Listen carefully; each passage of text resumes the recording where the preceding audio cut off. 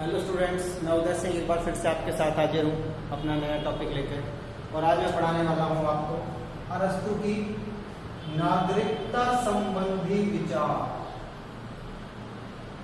ठीक है, मैं पढ़ाने वाला हूँ अरस्तु के नागरिकता संबंधी विचार कि अरस्तु के नज़र में नागरिक कौन है, नागरिकता कैसे अर्जित की जाती है, नागरिक कौन हो सकता है, कौन नहीं हो सकता।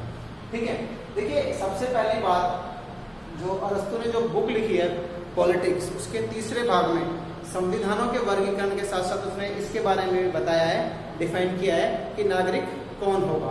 ठीक है, तो वो एक स्टेटमेंट भी देता है।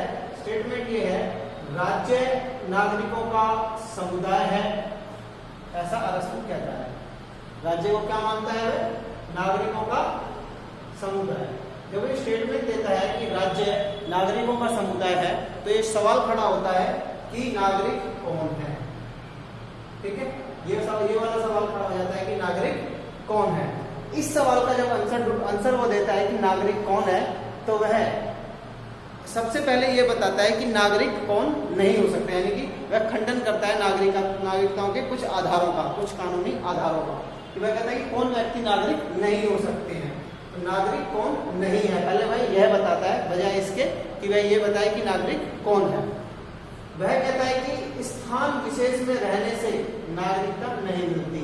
मान लीजिए आप कहीं पे रह रहे हैं किसी देश में, कह रहा है कि रहने से नागरिकता नहीं मिल जाती। मतलब रहते तो बहुत सारे लोग हैं एक जगह पे, हो सकता है विदेशी भी रह रहा हो सकता है कोई व्यापारी भी विदेश से आके रह रहा हो, तो रहने से थोड़ी ना नागरिकता मिल जाएगी। कहते हैं नागरिकता सिर्फ रहने से ही नहीं मिलेगी, नागरिकता के लिए रहना जरूर सिर्फ काफी नहीं है। किसी स्थान विशेष पर आप रहते हो, इसी से सिर्फ आपको नागरिकता नहीं मिल जाएगी, ऐसा अरस्तु कहता है।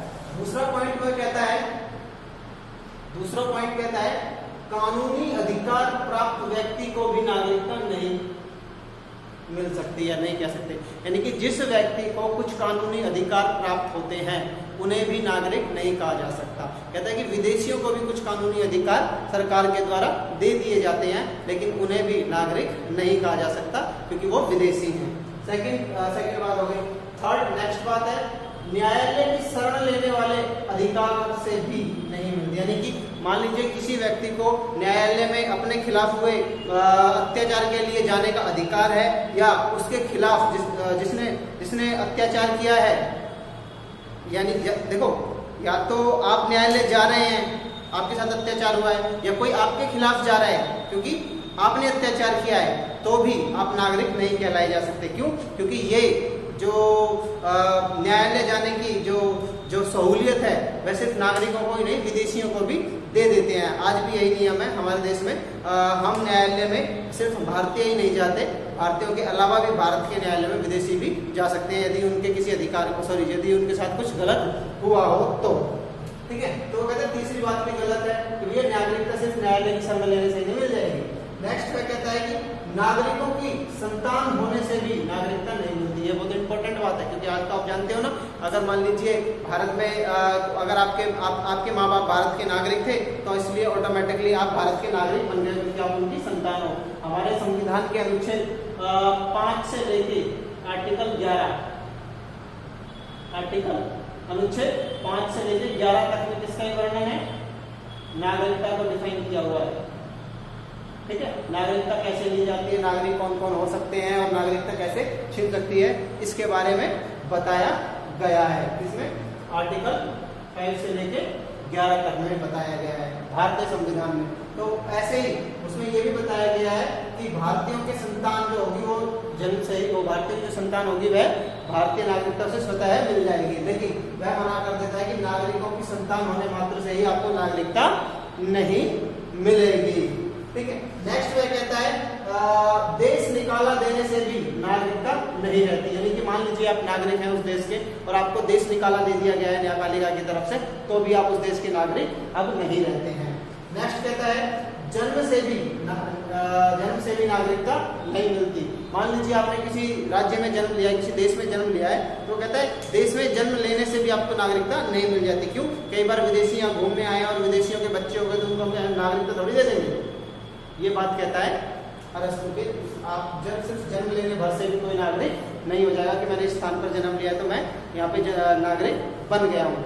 ठीक है, फिर वो कहता है कि तो नागरिक है कौन, तो वो नागरिक है कौन इसके बारे में बताता है।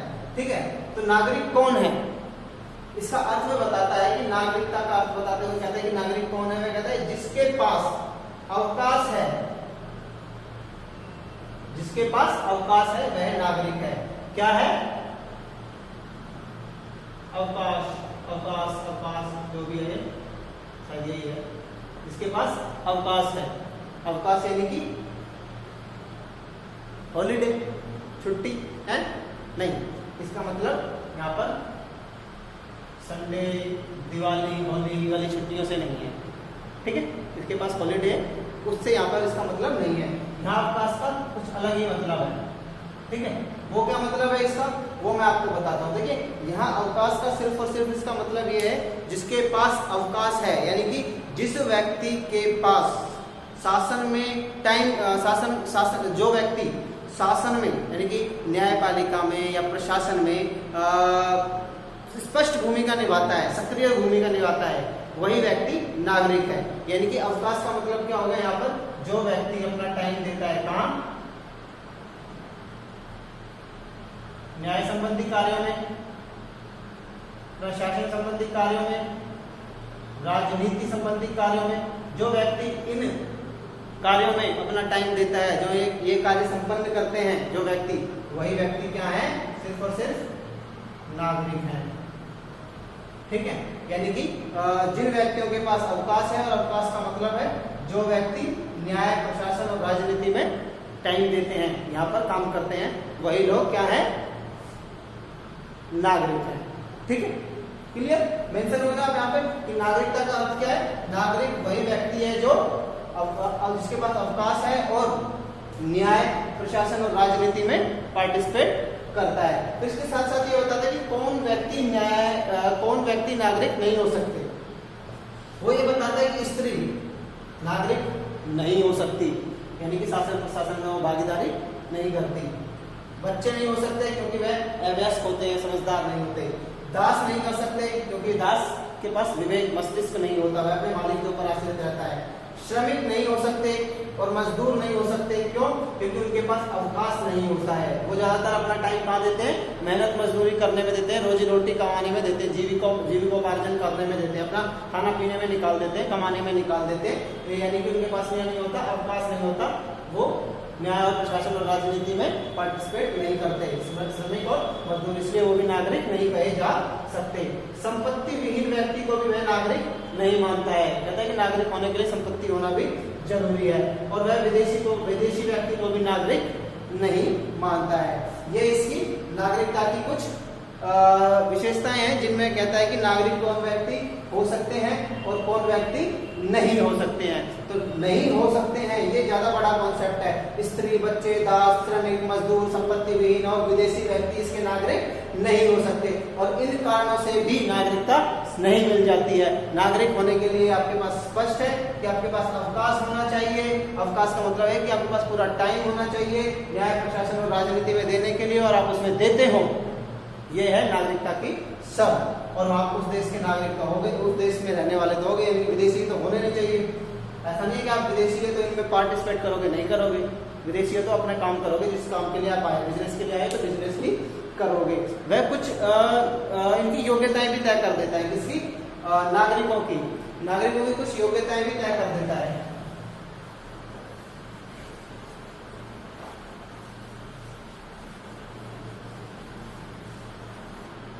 कुछ योग्यताएं भी नागरिकों की वह तय कर देता है। और वह कौन सी तय करता है,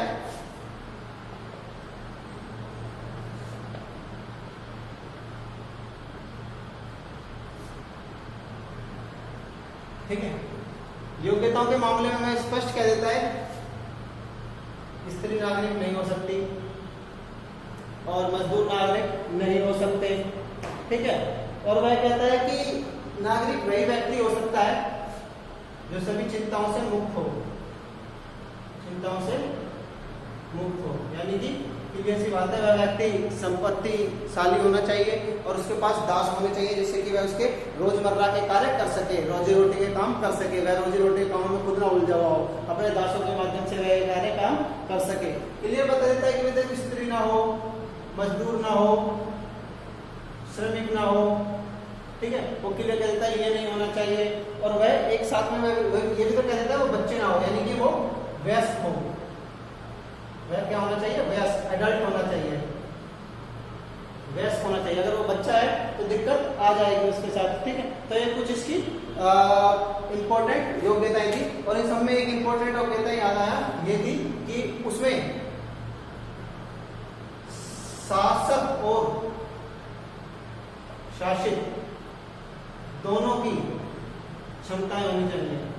एक तो शासन करने की और दूसरा शासित होने की भी क्षमताएं होनी चाहिए। ये इसकी कुछ मेन योग्यताएं हैं, ठीक है। इसके साथ ही वह यह भी कहता है कि देखो कुछ जो विद्वान है वह प्लेटो और अरस्तु के बारे में तुलना करते हैं किसकी? नागरिकता को लेके। तो यहाँ पर सबसे बड़ी बात तो यह है कि प्लेटो नागरिकता के बारे में खुलकर बात नहीं करता है, लेकिन अरस्तु पूरा खुलकर बात करता है। वह खुलकर बात करता है नागरिकता की, ये नहीं करता। नागरिकता की खुलकर बात नहीं करता, ये खुलकर बात करता है एकदम। ये स्त्रियों की नागरिकता के बारे में चुप रहता है, ये स्त्रियों को नागरिक नहीं मानता, ठीक है। कुछ ऐसी चीजें ये कहता है, क्लियर। और दूसरी बात, अरस्तु दास और श्रमिकों को नागरिक नहीं मानता है, जबकि प्लेटो ऐसा कुछ नहीं कहता है। वह दास और श्रमिकों को नागरिकता से वंचित नहीं करता है। वह तो सभी लोगों को शिक्षा के माध्यम से शासन तक पहुंचाने की वह बात करता है, ठीक है। तो इसके कुछ मूल अंतर थे इन सबके बीच में, ओके। तो अब हम इसके बाद इसे यहीं तक ही करेंगे, ठीक है। चलो इसकी कुछ आलोचना है, इसकी कुछ आलोचना है, उन्हें भी मैं आपको अभी करा देता हूं तुरंत, ठीक है।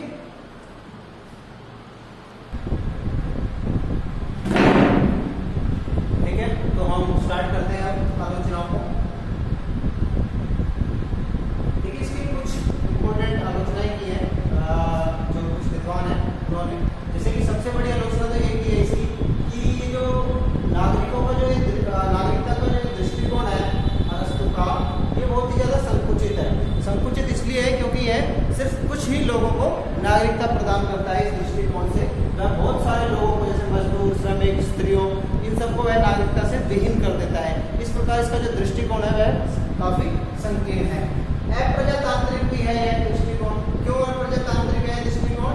क्योंकि देखिए प्रजातंत्र का सीधा सा नियम है, सभी लोग बराबर हैं, सभी के पास समान अधिकार हैं। ये प्रजातंत्र का मूल मंत्र है। लेकिन यहाँ पर जो धनी वर्ग है, जिसके पास संपत्ति है, वह एक प्रकार से क्या है, एडवांटेज में आ जाता है। और स्त्रियां हैं और जो मजदूर हैं, श्रमिक हैं, दास हैं, उन्हें दूसरी कैटेगरी में, द्वितीय श्रेणी का नागरिक, द्वितीय श्रेणी के लोगों में तब्दील कर देता है। उन्हें नागरिकों के बराबर समान अधिकार नहीं देता है।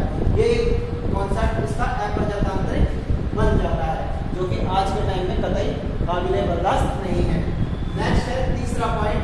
तीसरे पॉइंट में वर्तमान में अप्रासंगिक। ऐसी बात है आज के टाइम में जहां नारी सशक्तिकरण की बात हो रही हो, हक और हुकूक की बात हो रही हो, हुकूक यानी कि अधिकार, जहां पर समाजवाद की बात हो रही हो, समानता, आर्थिक समानता की बात हो रही हो, उस जगह पर ऐसे दृष्टिकोण, अप्रजातांत्रिक दृष्टिकोण और दासता जैसे दृष्टिकोण और मजदूरों और श्रमिकों को नागरिकता न देने जैसे दृष्टिकोण कतई बर्दाश्त नहीं किए जा सकते। तो आज के टाइम में क्या है, ये अप्रासंगिक, किसी काम का नहीं है। यहाँ पर नारी उत्थान, हक, अधिकार, इन सब की बातें हो रही है, वहां पर इसकी कोई आवश्यकता और जरूरत नहीं है। नेक्स्ट, बहुसंख्यक वर्ग को अनागरिक मानता है। बहुसंख्यक वर्ग कौन? ऐसी बात है, संपत्ति तो कुछ ही लोगों के पास होती है और कुछ ही लोगों के पास इतना टाइम होता है कि वह राजनीति में भाग ले सके, प्रशासन में भाग ले सके और न्याय कार्य में भाग ले सके। ज्यादातर तो कौन होंगे? श्रमिक होंगे, मजदूर, कृषक या स्त्रियां। इन सब की जनसंख्या जो जिनके जिनके पास अवकाश है, जो राजनीति और न्याय और प्रशासन में भाग लेते हैं, उनसे ज्यादा होगी। किनकी संख्या? इन लोगों की मिला के। तो क्या हुआ? बहुसंख्यक वर्ग को क्या बना दिया उन्होंने? अनागरिक बना दिया है अरस्तू ने। और अल्पसंख्यक को क्या बना दिया है उन्होंने? नागरिक बना दिया है। तो यहाँ भी इसकी आलोचना होनी लाजमी है। नेक्स्ट है कुलीन तंत्रीय दृष्टिकोण। जो इनका दृष्टिकोण है वह कुलीन तंत्रीय है। कुलीन तंत्र में क्या होता है? मैंने आपको बताया था, कुलीन तंत्रीय शासन व्यवस्था में कुछ व्यक्तियों का शासन होता है जो उच्च कुल के होते हैं, पढ़े लिखे होते हैं, हाई, जिनके पास बहुत ज़्यादा एजुकेशन होती है और बहुत ही ज़्यादा राजा के निकट के लोग होते हैं, हाई सोसाइटी के लोग होते हैं। उन लोगों के द्वारा जब शासन चलाया जाता है कुछ चंद लोगों द्वारा, उसे कुलीन तंत्र कहते हैं। इसमें भी ऐसा ही कुछ हो जाएगा। कुछ जो बहुत ही ज़्यादा अमीर किस्म के लोग होंगे, जिनके पास बहुत ज़्यादा संपत्ति या टाइम होगा और जो प्रशासन में भाग लेंगे, उन्हीं लोगों को नागरिक माना जाएगा और वही व्यक्ति शासन को निर्धारित करेंगे और चलाएंगे भी। तो इस प्रकार से यह कुलीन तंत्र की जगह ले लेगा एक तरीके से, यह लोकतंत्र नहीं रहेगा। इस आधार पर भी इसकी आलोचना की जाती है, क्योंकि आज के टाइम में आप जानते हो कि लोकतंत्र को ही सबसे बेहतर शासन व्यवस्था माना जाता है। नेक्स्ट है नागरिक साध्य और अनागरिक साधन। यानी कि इसमें जो अनागरिक होंगे इस व्यवस्था में, यानी कि दास, श्रमिक, ये सब क्या होंगे? एक साधन होंगे। और साध्य क्या बन जाएगा? नागरिक। यानी कि जो नागरिक होगा, हर कोई व्यक्ति नागरिक बनना चाहेगा। श्रमिक वगैरह सबको क्या बनना चाहेंगे? नागरिक। नागरिक क्यों बनना चाहेंगे? क्योंकि नागरिक एक तरीके से यहाँ पे साध्य बन जाएगा। साध्य वो चीज होती है जिसको प्राप्त करना चाहते हैं, और साधन वो चीज होती है जिसके जरिए से प्राप्त किया जाता है। तो मजदूर और ये जो श्रमिक है, ये सिर्फ एक साधन मात्र होंगे, क्योंकि इनके जरिए साध्य प्राप्त किया जाएगा। तो ऐसी बात है, एक व्यक्ति जिसको नागरिक बनना है तो उसे चाहिए उसके पास अवकाश हो, संपत्ति हो। तो दास क्या है? संपत्ति है। और मजदूर और श्रमिकों से अपना वह काम करवाएगा और खुद आराम से बैठ के राजनीति में भाग लेगा, यानी कि वह साध्य बन जाएगा और मजदूर सिर्फ साधन बनकर काम आएंगे उसके। ठीक है। नेक्स्ट है स्त्रियों को नागरिकता से वंचित करना गलत। आज के संदर्भ में जहाँ नागरिकों को समानता की दृष्टि से देखा जाता है, वहाँ पर बिल्कुल भी बर्दाश्त नहीं किया जा सकता कि स्त्रियों को नागरिकता से वंचित किया जाएगा। नागरिकता स्त्रियों को दोयम दर्जे का नागरिक भी बनाया जाए, ये भी बर्दाश्त नहीं किया जाएगा। यहाँ तो बिल्कुल ही नागरिकता से वंचित कर दिया गया है। ये दिखाता है कि स्त्रियों के प्रति अरस्तू की मानसिक स्थिति क्या रही होगी। नेक्स्ट 8वां पॉइंट, न्याय और विधि निर्माणक अलग अलग होने चाहिए। ऐसी बात है, आप जानते होंगे कि न्यायपालिका और कार्यपालिका आज अलग अलग होती है। न्यायपालिका और कार्यपालिका दोनों अलग अलग होती है। भारत में भी क्या है? न्यायपालिका अलग है, एकदम स्वतंत्र। उसके ऊपर कार्यपालिका यानी कि प्रधानमंत्री, राष्ट्रपति और मंत्री परिषद का कोई नियंत्रण नहीं होता, यानी कि ये दोनों अलग अलग होती हैं। न्यायपालिका और कार्यपालिका अलग अलग होती हैं। तो विधि निर्माण का कार्य किसका है आज के टाइम में? कार्यपालिका का है या विधायिका का है।